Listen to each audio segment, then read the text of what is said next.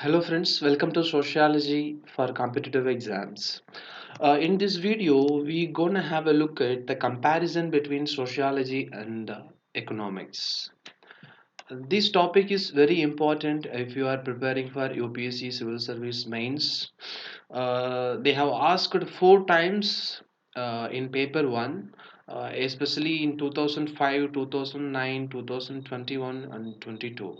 Usually, UPSC will ask comparison question between sociology and other social sciences. Sometime it will ask specific to economics. If you take an example, in 2009 they have asked the comparison between sociology and economics alone. In some other questions they have asked other social sciences. In 2005 they have asked economics and political science. This video I have prepared rich information about relationship between sociology and economics. I have divided this presentation into two. First part will discuss about the differences between sociology and economics. In second part we will discuss about the similarities between sociology and economics. I have referred these three study materials to prepare this video. First is Unique Quintessence of Sociology by J.K. Chopra and C.N. Shankar Rao's book Sociology. It is very famous book. Uh, Next is IGNO MA Sociology study material, especially MA Sociology course. So now we'll discuss about the differences between sociology and economics. This is the first part. Before discussing the differences, 85% of the viewers of this channel not subscribe to this YouTube channel. So I request you to subscribe to this channel and like and comment. If you comment and like, the YouTube algorithm will recommend my channel to the other UPSC aspirants who is seeking to listen this kind of videos. So now let's get started. First, we'll see the definition of sociology and economics. Sociology is study about human behavior. It will study about the individual activities on day-to-day basis. Sociology will study about the social life of each and every individual as a whole in the society. Sociology will analyze about the various roles and responsibilities and functions of the social institutions like family, religion, culture. We have law and kinship, marriage. Whereas economics will study about the consumption of the material by the individual and production of the materials and exchange between one product to another product, exchange between one country and another country, and the distribution of the wealth between two states, between individuals, between district, between other country. Next, the deep understanding of sociology is about studying social process. So social process is a continuous process where the individual can adopt the new transformation like accommodation, assimilation, enculturation, acculturation, socialization will come under social process. Sociology is focusing on social process and social conflict between one class to another class, one group to another group. We have working class and owner class. We have different kind of sections in the society. When there is ideological conflict, when there is discussion between one group to another group, will be studied in sociology. And it will also study about the communication between the two group of people, or two community, two society, two district, two state, two nations. And sociology will also study about differentiation between one group and one state. we have different language speakers in India, we have different caste, we have different religion. So this will be addressed in sociology. Finally, we have social stratifications like we have gender stratification, we have nation based stratification, state based stratification. Everything will be addressed in sociology. Whereas economics will study about the relation of price of the particular product which we consume every day, and demand and supply of the products, money flow in the nation, and input output relation of the particular production, modes of production will be studied in economics. Next is sociology is younger science. Why it is younger science? It is younger than economics. Sociology was coined in 1838 by Auguste Comte. He explained about concept of sociology in his book Positive Philosophy in 1838. Actually sociology it was called as social physics before. So he just want to show some uniqueness from for social physics and sociology. He used the term sociology in 1838. So it's been 184 years. It is very recent comparatively. Economics, it is 246 years old. In 1776, Adam Smith explained about wealth of the nation. So we called it is older science because it is more than sociology, that is 884 years. Next is abstract science. What is abstract? It is intangible in nature, it is subjective. Sociology will think about the issue. The issue may have different uh, reasons, but from the researcher's perspective the subjective meaning will differ. The event which taking place in the society may represent something, so the researcher will address the issue, he will overcome his thinking and his subjective meaning, he will address the reality of particular social phenomena. So that is abstract in nature. Sociology will study about the emotions and feelings and sometimes ideas, concepts. Whereas economics will study about the facts and statistics, objectives, and it is more objective oriented. It is material oriented. Modes of production, material and profit, loss. Next is sociology will study about the every aspect of the social sciences.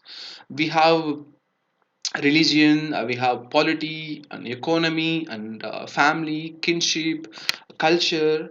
Every aspect of the society will be addressed in the name of its function and structure. How the function is taking place in religion, what is the structure of the caste, what is the structure of the family, what is the structure of particular community will be addressed. So sociology will address all aspects of the social science.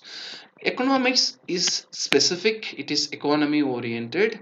It will study about the structure and functions of the economic organizations. Economic organizations, we have bank, we have international banks, we have nationalized banks. It will study about the self-help group, sometime how the self-help group is helping the local people financially will be addressed in economics. The final slide of differences between sociology and economics is this. Wider sociology will have wider scope. Though, as I said, sociology will study about the various issues of the society as a whole. When we address the social issue, the sociologist will see the society as a unit, the steady unit. They will address the various issues, unemployment, poverty, crime, and beggary will be addressed in sociology as a wider concept. The society will be considered as a unit. Various economists will see the individual as a unit, and they will give more focus on material things, and they will calculate the income tax and the GDP rate of the nation through the individual's income per capita income, as we used to say.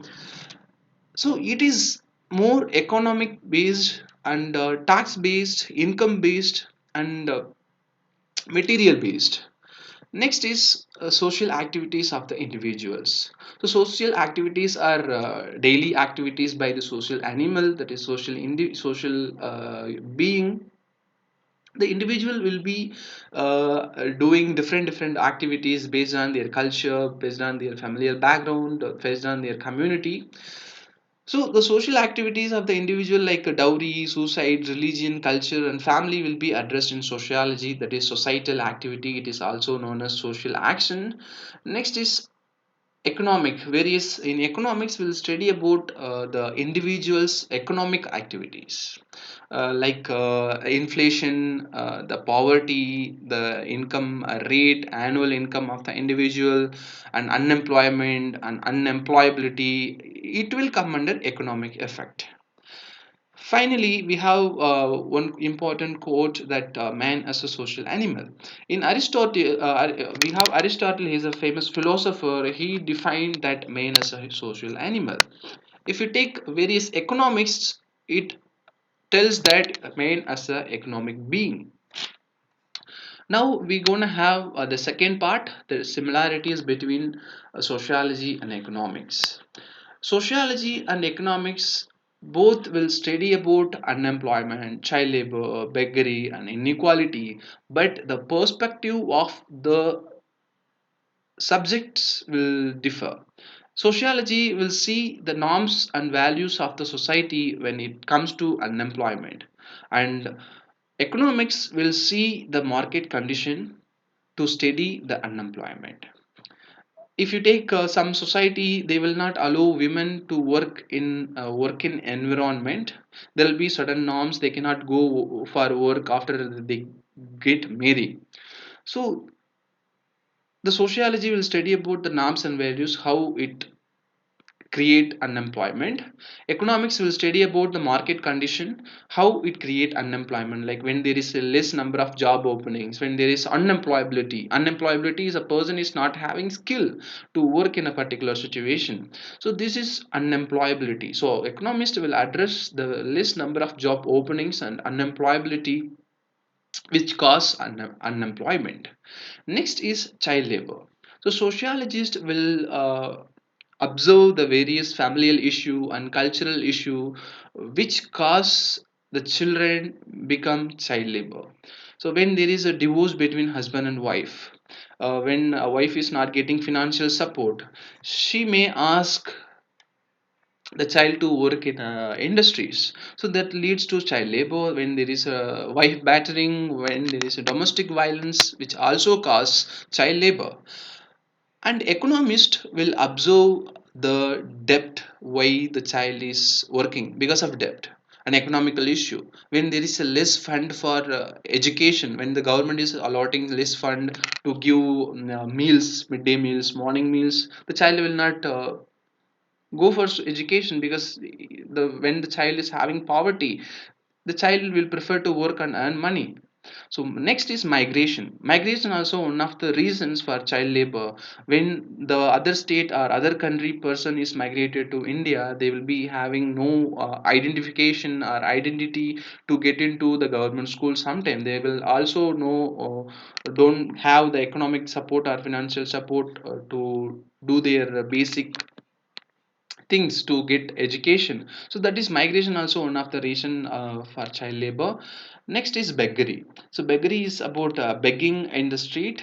Sociologists will observe the cultural aspect and the socialization process, why the child and why the women or why the man is begging in the street. For example, in India we have caste inequality. We used to see some villages caste, some caste people will do begging in the street. And single parenting, single motherhood also one of the reasons for begging. And hereditary occupation, which we would see father's father did begging, so I'm doing begging. So this kind of sentence the people used to see in the street who are begging in the street. Next is drugs. If a person is addicted to drugs, the person will be very lazy. He won't or she won't do work. They are very lazy to do things, so they will do begging. And economics, an economist will focus on the economical situation. If the person is doing this kind of occupation, what will happen? The economic of the nation will decrease. So there will be slowdown in nation's growth, especially there will be a decrease per capita income. So per capita income is the individual's average income of the particular nation in an year or in a financial year. So when the person is begging in the street, what will happen? He will be wasting his skill, he will be wasting his knowledge. uh, uh, the skill and knowledge is given by the educational system. So for educational system, government has spent some amount of money. So the person is just wasting the government's money, government's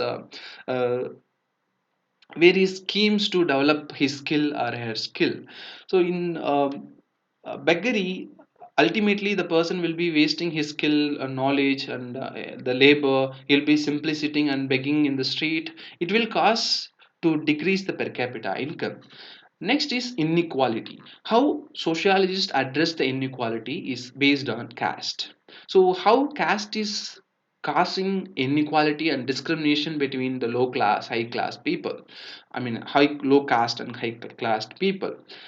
And economics will see the concept of inequality through the class. Class is about money, the rich, the material the individual possesses. The economist will categorize the people into middle class and low class and high class based on their income. But in sociology, they focus caste system, religious and cultural and community procedures to identify or analyze the concept of inequality. The last slide about similarity is this: poverty. Sociologists will focus on culture and familial and educational situation, especially inequality, unequal treatment, and heredity also causes for poverty. When an individual comes from particular culture, in sociology we have a very important concept. Culture of poverty. So the concept was given by Oscar Lewis. So he says that when a parent is teaching the child that they are very poor, they cannot buy things, they are very poor, they are from a very poor background, so that they have to live in the same condition until die. So their children will follow the same until they generate another generation. So generation by generation the poverty will continue. So this concept is called the culture of poverty, according to Oscar Lewis. So sociologists will see the culture of the culture of the individual, familial background, and education of the individual, which causes poverty, also inequality and heredity. And economists will see the concept of poverty through analyzing the rate of unemployment, the various causes between one country to another country's war, and less fund for welfare schemes. When there is lack of infrastructure, especially road facility between rural and urban area, that will affect the transportation between the rural and urban area. The rural people cannot travel to urban area or town to get their daily job. The reservation, when the reserve means it's about money reserve. Okay, it's buffer stock we used to say. When Reserve Bank of India reserving some amount of money, they have no reserve to help or implement some schemes, some increase the rate of the interest, to increase the welfare of the poor. When there is no reserve, it will also cause poverty. And climate change also studied by the economist, through which we can understand the poverty, and how the climate change leads to migration, how the climate change the economic situation of the particular territory. Next is overpopulation. The sociologist will see overpopulation through homelessness. When there is overpopulation, people will have a lack of infrastructure, a home. There will be a lack of rental homes. There'll be no job, then they will fight for the home. So there'll be demand for homes. When there is overpopulation, there will be homelessness. When there is overpopulation, people will migrate from one country to another country. Sometimes when neighbor countries are having a overpopulation issue, they will migrate into our country. When we have overpopulation, the people will also migrate from our country to another country, that is emigration. Economists will also address about the overpopulation through understanding the standard of living, and understanding the demand of the resources. Because of overpopulation, there will be more demand, and when there is over demand, there will be increasing number of industries, which also causes pollution. So these are the same topic addressed by the sociologist and economist in a different perspective. Okay, next is empirical and theoretical perspective. So in empirical theoretical perspective, sociologists will address the issue in person. They will go and visit the place, and they will scientifically study the issues, and they will address the issue. If you take economists, they also do the same empirical and theoretical perspective. They will also do observation, like we have census study, and we have various social survey to understand the infrastructure of the rural society.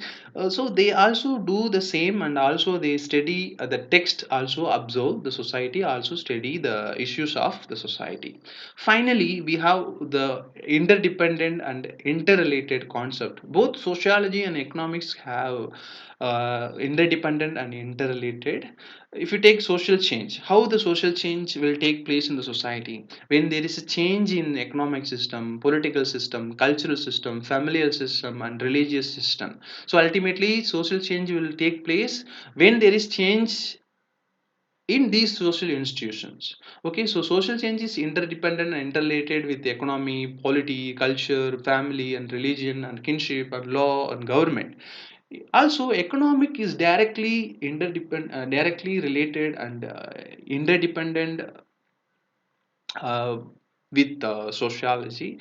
The social change will take place when there is a economic change. Also economic change will take place when there is social change. So it is vice versa. Finally, I have commonly used terms. Apart from this discussion, there are many words we have in the society which will be used by both sociologists and economists. Inflation, morbidity, mortality, sex ratio, census, fertility, birth rate, exchange system, class, wealth, and rural, urban, and etc. Again, I have given six important sociologists as well as philosophers who addressed about the society as well as economy. If you take Karl Marx has written book famous book called the Communist Manifesto. Here he talked about the working class, owner class. This is purely economy oriented as well as society oriented. Next is we have Das Capital also purely economy and society oriented. Max Weber, he studied about the Protestant ethic and spirit of capitalism, how the religion causes financial wealth, how religion is influencing economy. Next is ML Durkheim. He also studied about the typology of suicide. In this theory, he explained about the economical causes of suicide, why the person is attempting suicide, and the reason behind the suicide. He found that one of the reason is economy, finance. Next is Schumpeter also very famous social scientist. He has written a book called Capitalism, Socialism, Democracy. He also explained about the economy and social system. Next is Pareto. He wrote a very famous book 8 20 rule. So what he said in this book is, if we spend 20 efficient 20 percentage of the efficient time in our life, we will get 80 percentage outcome. So we have to use the efficient time and efficient wealth and in a effective way to in order to get 80 percentage return. So next is Oppenheimer. He wrote a book called The State. He also explained about the economy and the welfare of the state in his book. So by this discussion, I complete the presentation. So please subscribe to this channel. If you subscribe, if you like, if you say something, it will be a reward to me. And when you comment, when you like, when you subscribe, this channel will be recommended to the aspirant who is eagerly searching to listen to this kind of videos. So please do comment, do subscribe and like. Thank you for watching.